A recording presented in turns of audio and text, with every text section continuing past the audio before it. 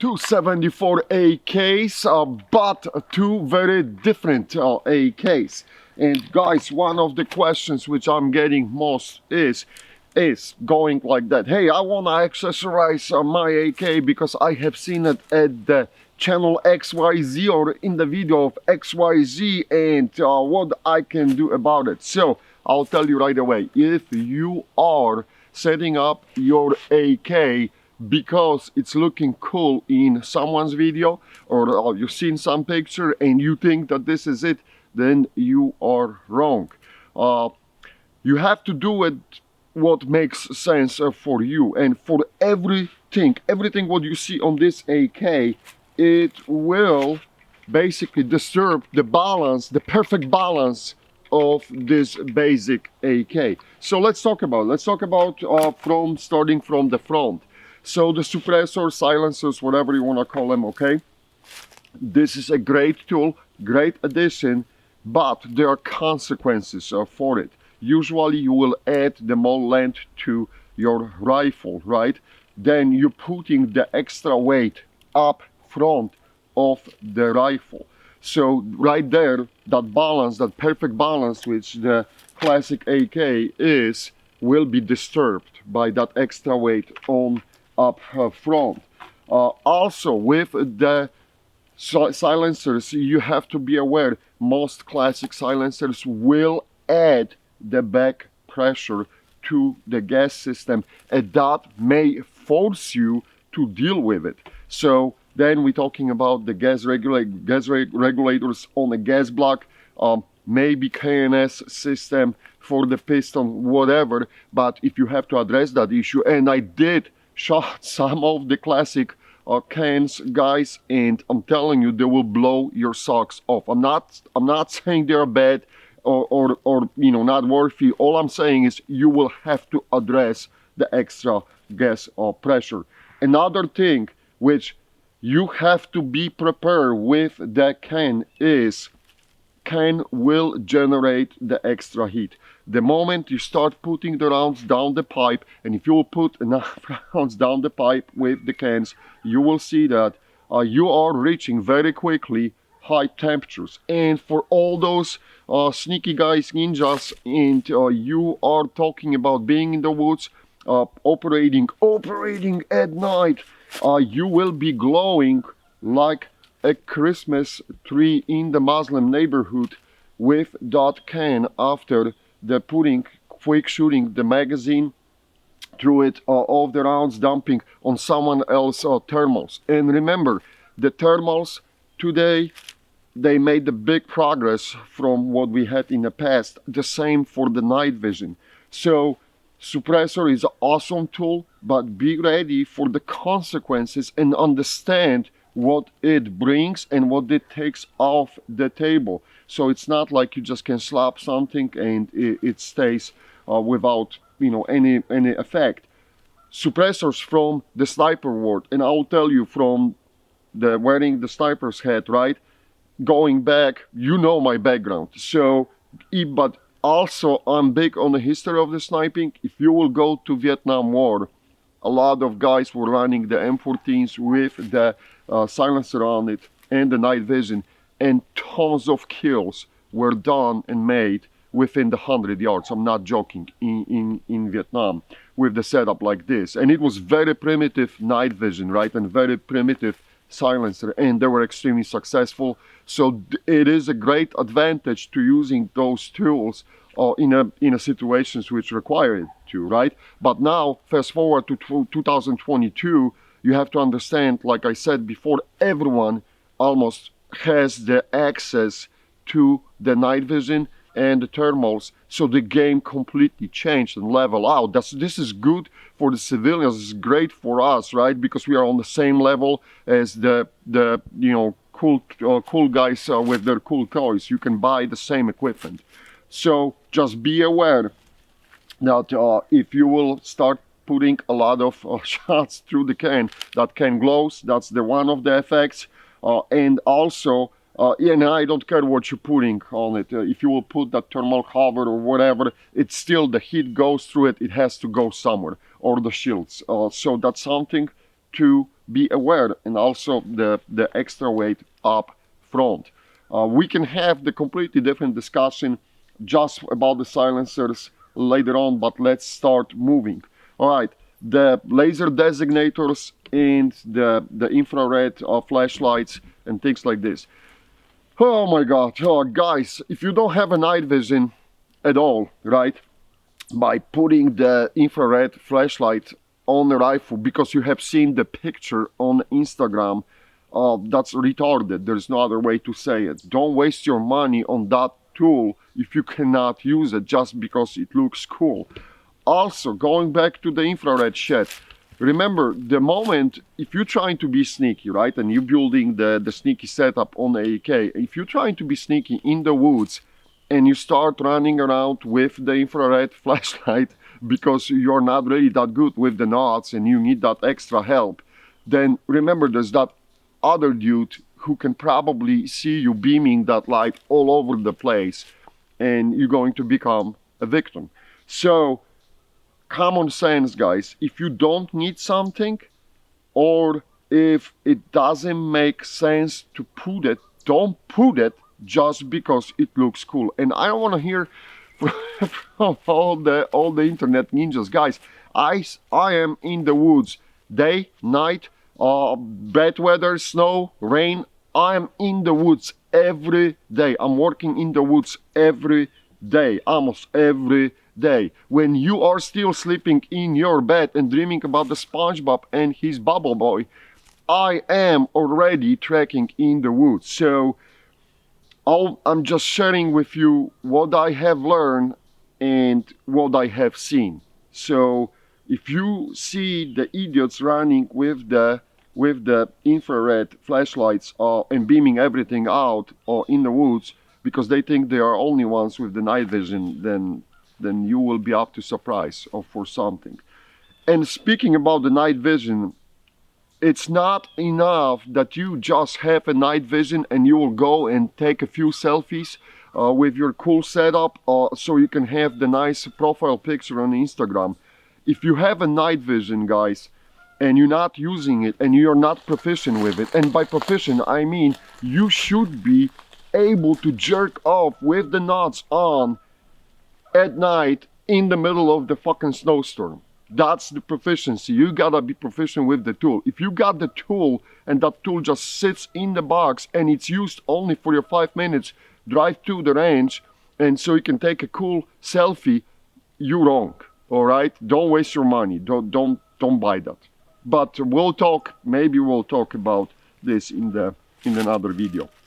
But going back, because I want to keep that video short. I'm just keep drifting away. Let's go back to the topic. So if you don't have even a night vision, there's no need for you to spend the money on the laser designators, the infrared flashlights and things like this. So choose wisely what you putting on. Also, if you are working in the woods or you're planning to work mostly in the woods, honestly, to have just the flashlight, that doesn't make any sense either. I would rather save my money and buy the good pair of nuts and use and learn how to use the nuts or thermals.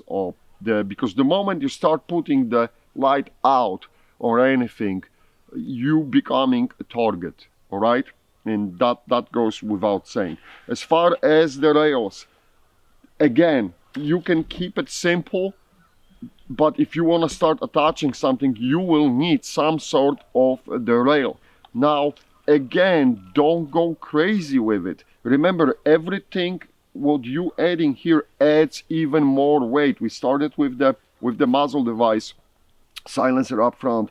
Now, if we're talking about putting anything on the rails, that will add weight, and you dipping more and more down forward, and you're disturbing that balance from that perfectly balanced machine we got here. So this is something to remember. And again, guys, don't give me a bullshit about you having that setup and oh, I was at the ranch, I spent on the ranch a few hours and I felt good. take that with you on the hiking trips. There are states where, you know, they don't have a problem, where you can hike in the woods and try it out. Try it, how it handles in your hands. Is this really what you want? Is this really a good setup for you? Don't do that only for those freaking social media pictures. That's like just blows my mind. All right, moving more towards the center of the rifle. The optic, I will highly recommend the optic. You can live with without a lot of this, but any kind of optic I will recommend to have. And I will give you the example, even going back to the war in Ukraine right now, what's happening. Every freaking dude there is, almost every freaking dude is running in some sort of the multicam uniform, right? So it is a total freaking confusion, and you can see how many friendly fire incidents were on the both sides there. It happens, like, watch on the Telegram, right? Telegram is really good, like, to pull out some clips from both sides. The dudes are smoking each other because they have a hard time to see who the hell is who. And often, again, this goes back to my sniper hat. The positive target identification is the number one priority, almost number one priority for us, right? You don't make the shot if you do not positively identify the target.